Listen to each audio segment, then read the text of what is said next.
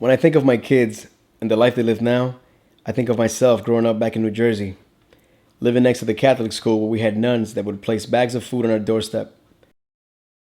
Dad was the only one working, making $200 a week, and our rent was $600 a month. I can't believe I would ask for name brand jeans and Nikes. Knowing this now, I'd like my kids to grow up becoming uncomfortable with need and just immediately wanting to provoke a change and not think twice to take a shirt off their backs and go feed the homeless, to just create movements of giving and making people acknowledge that giving is the way to go. There's no other way to live but to live generously.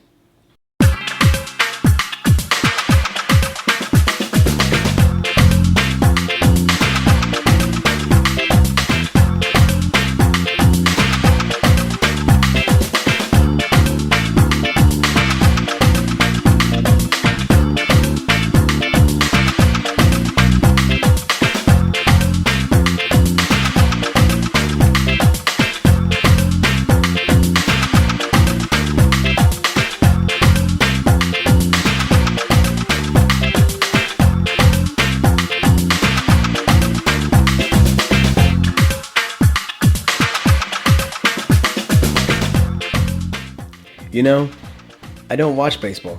I never played baseball as a kid. I don't follow it now. But I am aware of the potential. The kids' dreams in the Dominican Republic, it's the number one reason why they get out and go play. Hoping that one day they'll change their families' lives and be that future. So I see the abundance here and the lack there. All these things that people don't find use for here anymore. Those same items can fuel the dreams of so many kids there. I had this idea about gathering used baseball equipment to send down to the Dominican Republic, to the impoverished kids that were part of Little Leagues down there. Well, my co-worker connected me to his wife, who happened to be the president of Viera Little League. She then connected me to the owner of Pizza Gallery and Grill, where they held their meetings. Opening day arrived. All of Pizza Gallery's donations, all of the Little League's donations, and all the donations that other folks that heard about it brought in. So overwhelming. Never thought it would reach this size. When Rafael started talking about wanting to send a package to the Dominican Republic, it wasn't even a mission or even a project, if you will. It was just, he kind of casually said, yeah, I'm kind of buying stuff off of Craigslist and have a couple of friends that are going to clean out their garage and are going to bring me some equipment. And it was always such a simple kind of idea that, he just really wanted to do something to help out the children in the Dominican Republic. Never, I think that it crossed our minds listening to Rafael that this is going to just grow to the proportion that it's grown and it was going to have the support that it's had. And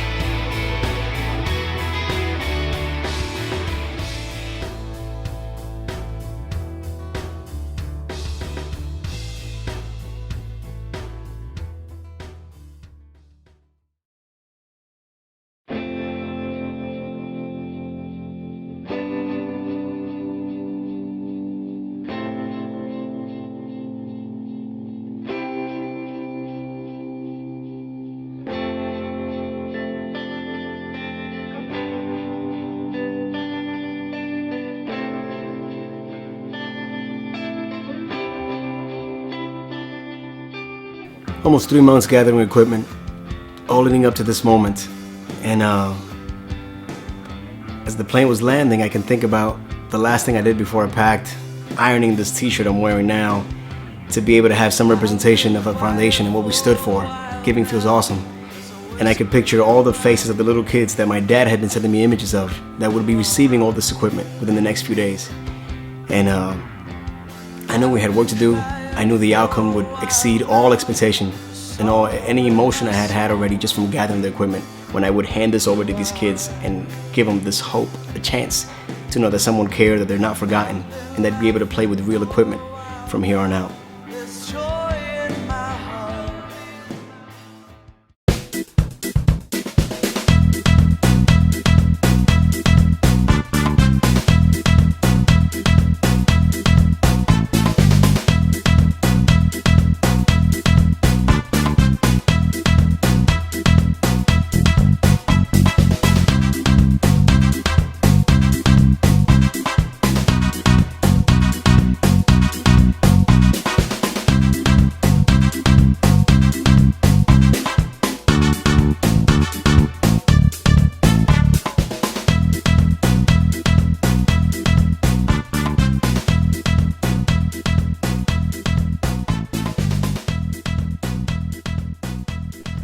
Bueno, está compuesta por 110 niños.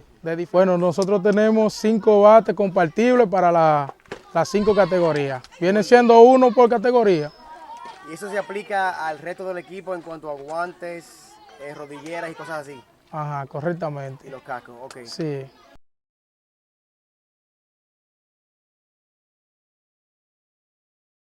Nosotros ahora mismo estamos con los pelos de punta porque esto nunca visto, nadie se había acercado al play, nadie nos había dado la prioridad al deporte Villa González, porque aquí se había perdido el matiz de los niños, se había perdido.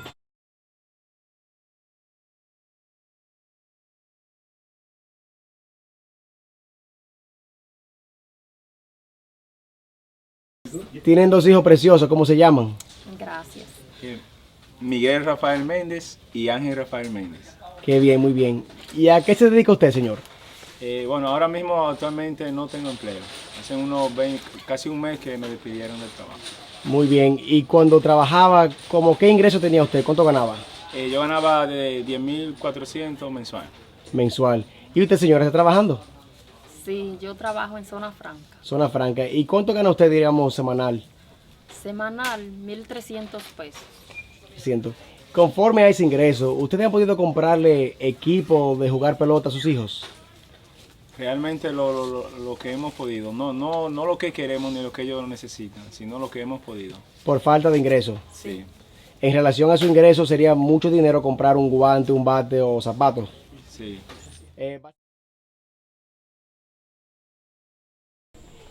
Dígame una cosa, ¿qué significa para usted el béisbol, para usted y para esta comunidad? Bueno, para mí significa que es una cosa muy importante, es una cosa muy linda, buena, que ellos se pueden dedicar a algo en lo que están jugando, practicando, no están haciendo otra cosa que no. Muy bien, que no da provecho. Okay. Me gusta. Dime una cosa, Eduardo, ¿qué significaría para ti estar firmado y poder regresar a tu comunidad? Bueno, para mí significa ayudar a mi maestro y a mi mamá y al papá mío y a la comunidad. ¿Cómo funciona? Bueno, este bate no sirve, ¿no? O sea, está roto. Sí. Muéstramelo, por favor. A la cámara, súbelo para yo poder verlo. Ok, ¿por qué no sirve? Oh, está completamente roto, ya veo ahí. Pero tú aún, como quieras, juegas con él. Sí. Haces lo que puedes.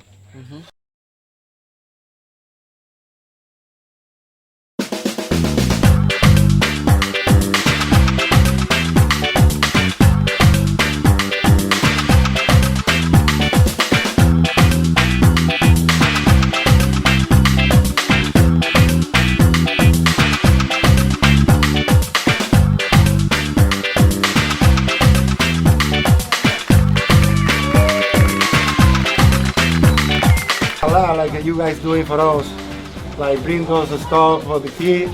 Because when I play, before I never had those kind of things for me. So to me now it means a lot. Like they have a ball, they have a bat, gloves, and.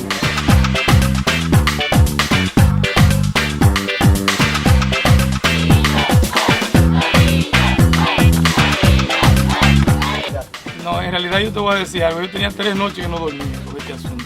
Porque aquí nadie ha venido a hacer nada de esto. Ni políticos, ni deportistas que han avanzado a la Grande Liga, ni nadie. En realidad esto es bonito para nosotros. Yo me siento bien porque los niños lo van a aprovechar. Los niños van a tratar de seguir motivados, que es el trabajo de nosotros, ser hombre de sociedad, luego el talento que Dios manda. Un hombre de béisbol, un buen atleta de béisbol.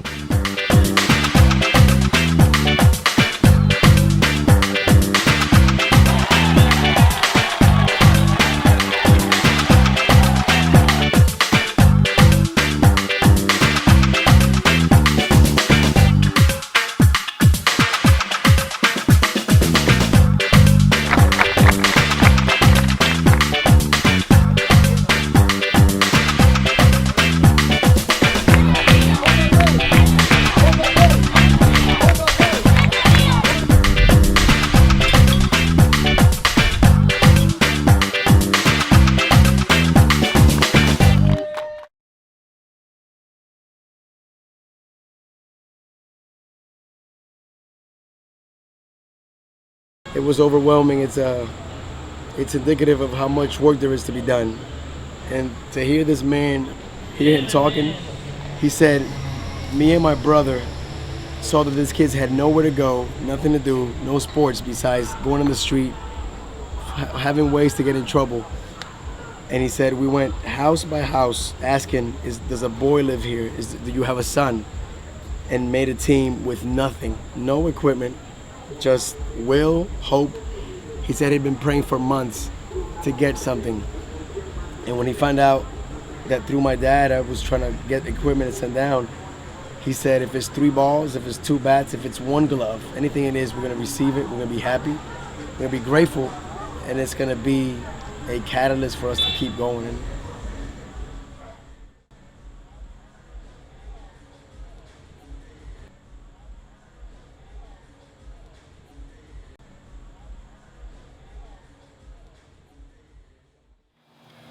With all my good intentions, with all my desires to spread the act of giving and be contagious to others to lead a generous life, I never thought it would reach this size and have this much impact.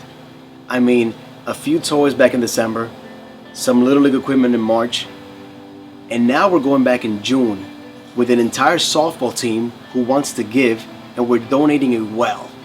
So from impacting a few kids one at a time, now we're impacting hundreds, thousands, entire communities that have never had running water in the mountains. All because of the thought of giving and just wanting to change lives. It's awesome, it's only the beginning, and we can't wait to do more.